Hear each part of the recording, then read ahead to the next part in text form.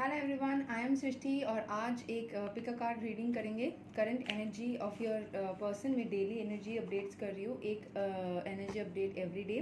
ताकि आपके पर्सन क्या सोच रहे हैं ये आपको क्लैरिटी रहे। एंड अगर आप चाहे उस तरीके से आप एक्शंस लेंगे उस तरीके से, क्योंकि कैसा मूड रहता है अपने पर्सन का वो हमें पता नहीं रहता, और फिर हम कभी कभी अपने गुस्से वाले एटीट्यूड से कुछ उनको शक करके बोल देते हैं एंड फिर चीज़ें ख़राब हो जाती है, या फिर उनका शायद काम का प्रेशर हो, हम उनको गलत समझ लेते हैं, या फिर उसी टाइम पे अपने कोई प्रॉब्लम्स बता देते हैं तो चीज़ें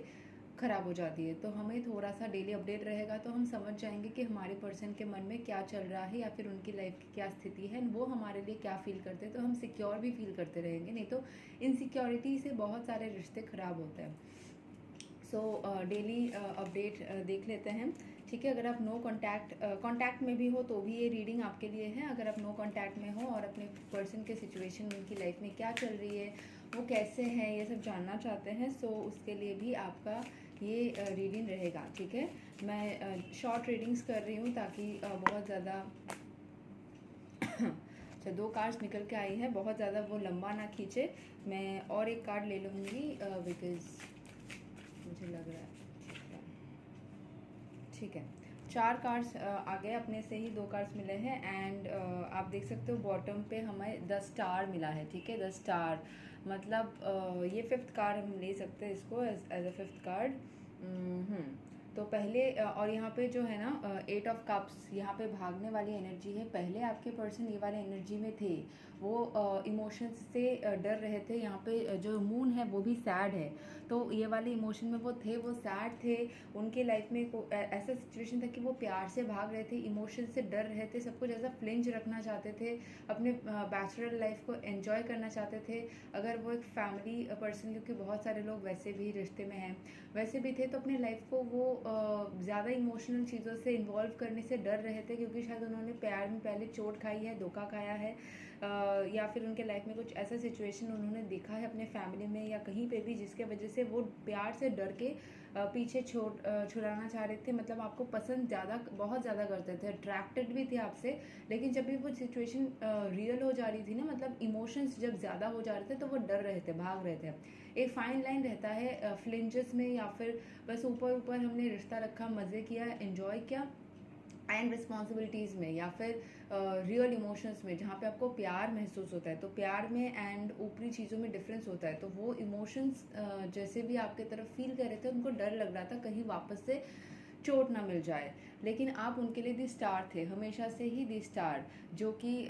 यहाँ पे इमोशन उनको आप फील करवाते थे हमेशा। अभी भी आप उनको बहुत ज़्यादा इमोशंस फील करवाते हो, वो आपके लिए जैसे इमोशंस फील करते हैं ना, आप जैसे उनके अंदर जो वो चीज़ फील करवाते हो वो किसी के लिए नहीं कर पाते हैं।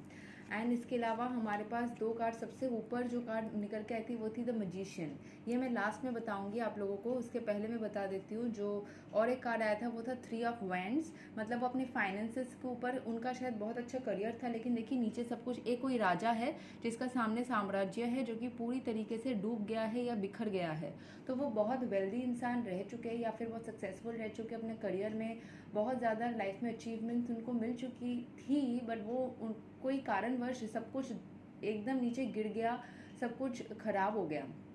सो वो उसी चीज़ को देख रहे थे कि कैसे बिल्ड करना है, इसीलिए वो अपनी इमोशंस से भाग रहे थे, क्योंकि उनको ये वाला साम्राज्य बनाना है। नहीं तो आप लोगों का फ्यूचर भी कैसे बनेगा, वो कैसे सिक्योर करेंगे अपने लाइफ को भी। उनको अपने सामने, मतलब एक कोई एक्सपीडिशन में वो जा रहे हैं, शायद वो ओवरसीज़ रहते हो, कहीं दूसरे स्टेट में या कंट्री में, ये लॉन्ग डिस्टेंस हो सकता है आप लोगों के लिए, या फिर बाहर उनका कोई काम का सिलसिला में जाना आना हो सकता है, लेकिन उनमें वो बैरियर है, मतलब वो बाहर जाना चाहते हैं, कोई रीज़न से वो नहीं जा पा रहे हैं, उनको कोई ब्लॉकेजेस मिल रहा था, उनको हर्डल्स या बाहर के अपने काम में बहुत ज़्यादा प्रॉब्लम्स महसूस हो रही थी, ठीक है।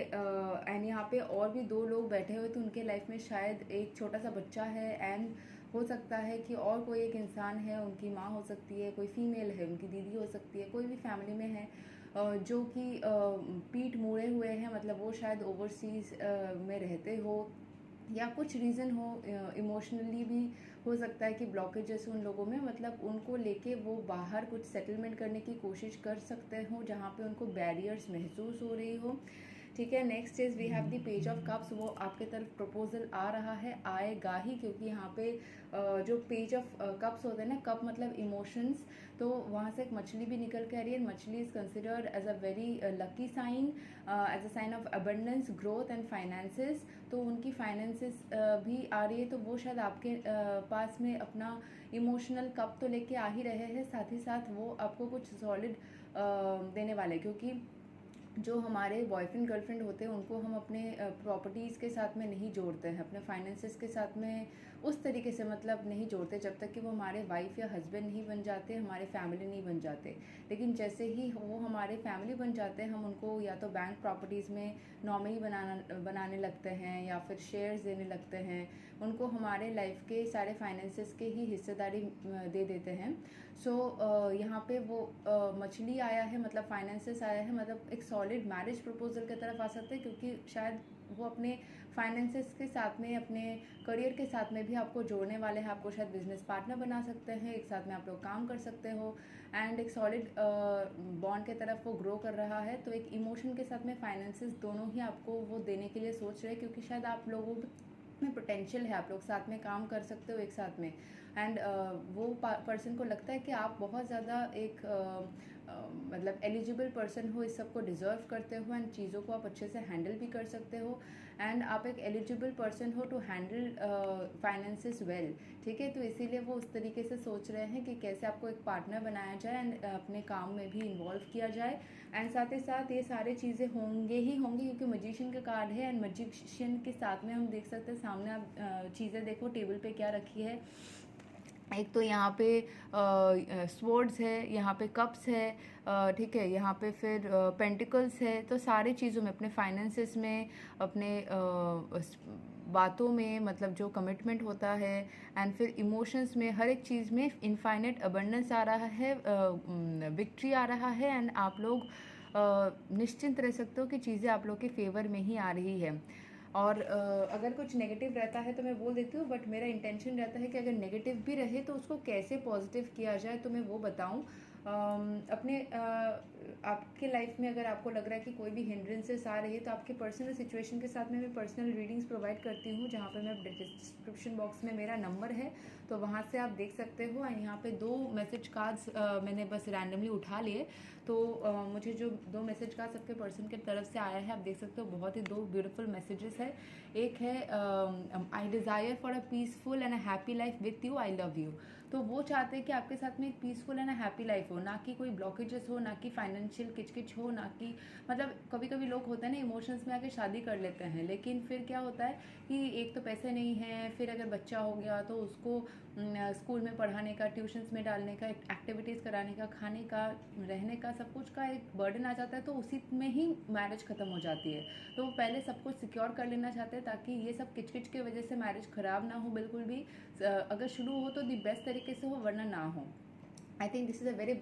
the wise decision and the best decision that your partner has taken for you, and आपको भी ये समझना चाहिए, समर्थन करना चाहिए इस चीज़ के लिए, एंड प्रे करिए कि आप लोग जब साथ आए हो तो इतने अच्छे तरीके से आओ कि आप लोग खुद ही एक दूसरे को हमेशा प्रेज करते रहो, एंड डिवाइन को थैंक करते रहो, थैंकफुल बनते रहो कि आपके लिए ये चीज़ आया। अफर्मेशंस डालते रहिए, my person loves me a lot and I also love my person, we are in a very happy peaceful bond. ठीक है, क्योंकि यही मैसेज का आया है, पीसफुल हैप्पी लाइफ वो आपके लिए डिज़ायर करते हैं। Thank you so much, take care, claim your reading now.